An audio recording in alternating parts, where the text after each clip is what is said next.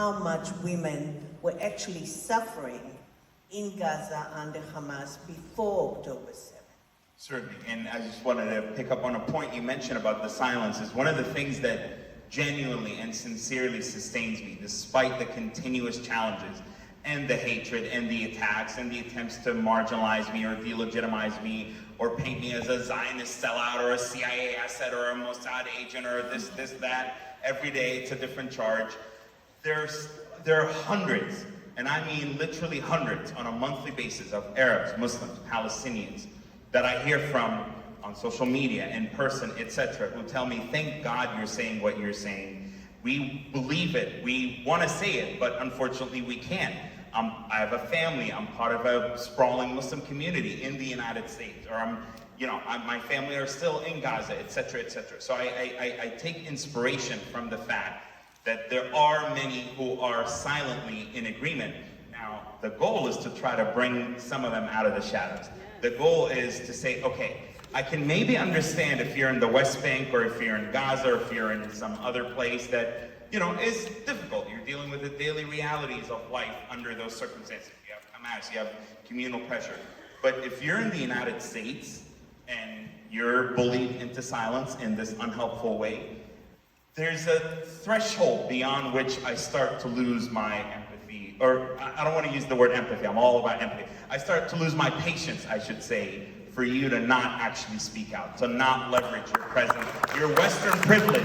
That is Western privilege that we have a role and a duty to use, which is the privilege of freedom of speech, the privilege of having safety, the privilege of having our basic necessities met. So I absolutely work with this theme of silence and what it means and where it's coming from. As for your earlier question, I mean, no doubt, and as part of trying to be nuanced and be accurate, on the one hand, Hamas isn't straight up the Taliban or ISIS in the sense that they are not as fascistic as some of these Islamist terror groups. On the other hand, Hamas has adapted a more sophisticated, more gradual approach, to Islamize the society. And so one of the first things they did when they took over, I got political asylum in the United States when I was 17 years old. And the interview took place on June 14th, 2007, which is the very day that Hamas took over the Gaza Strip. And I was one of the first wave of Palestinians to seek asylum in the United States from Gaza because of their control. And so later in 2007, one of the first things they did, and I remember having a conversation with my dad about it, is, they came up with a rule that women, because Gaza has beaches, and so there are a lot of hookah lounges and water pipes and smoke hookah, whatever, everybody does it. Women cannot smoke hookah in public on the public beach, on the beaches, because that's just it's not civilized, that's the word they use. So it was almost immediate, and then they were they gauged some of the public pushback, and then they would roll it back, and then, years later, actually we don't want women to leave Gaza through the Rafah border crossing, the passenger crossing, without the approval of a guardian. And it started with a guardian for the young women, and then they tried to expand it, it has to be a brother or a father or a mahram. And then there was backlash, and then they'd be okay, fine, we're gonna push back, and then not really. Last year, right before October 7th, there was a young lady that I was helping in Gaza go to Bulgaria to a scholarship.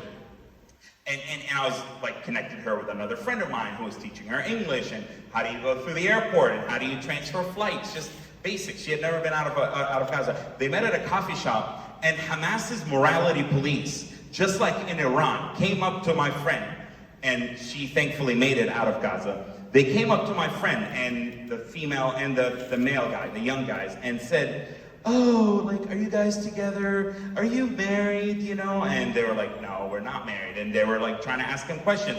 Why are two single, unmarried? And it was 11 in the morning. And my friend, my male friend, actually escalated with them. And to de-escalate, they just decided to walk away. But take this, or how about violence? How about when the honor killings that Hamas not only doesn't prosecute those who commit those, but actually allows, for example, there are other things, for example, when it comes to splitting of the inheritance because of the Islamic doctrine that Hamas adopts.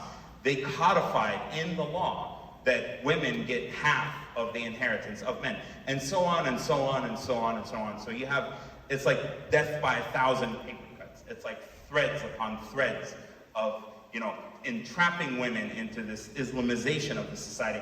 And Gaza, by the way, I know people find it, my family, I come from a pretty conservative Muslim family. My mom and siblings and sisters and all cover up and wear the hijab. They're very committed and devout Muslims. But in the 70s and like even up into the early 80s, there are pictures of my aunts and my mom in skirts and in pants and in like cuts and stuff like that. This started in the early to mid 1980s with the Mujamma Islami, the Islamic complex. And that's how you hear about Hamas having the social services.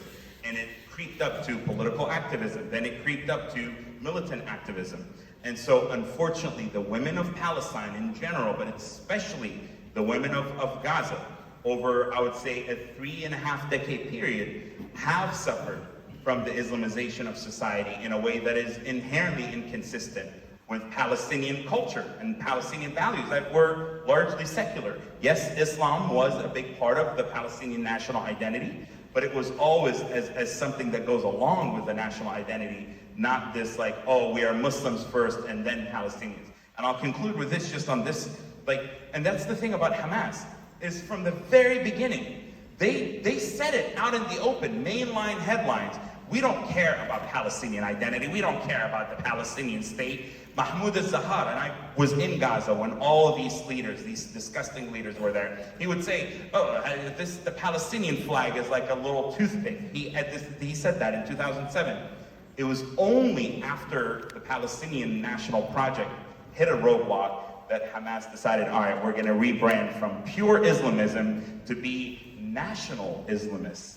And so that's why you started having the Nukhba, the Hamas's elite fighters that committed those horrendous atrocities on October 7th, when they actually still wore uniforms, not like what they do as cowards today. They started wearing, you saw all the Hamas fighters getting issued the Palestinian patch insignia to say that we are nationalist Islamists. So unfortunately, the women of Gaza, just like in a different way, have paid a heavy price. Thank you so much. I've been told we need to wrap it up. So just very quickly, I want to go through every one of you. What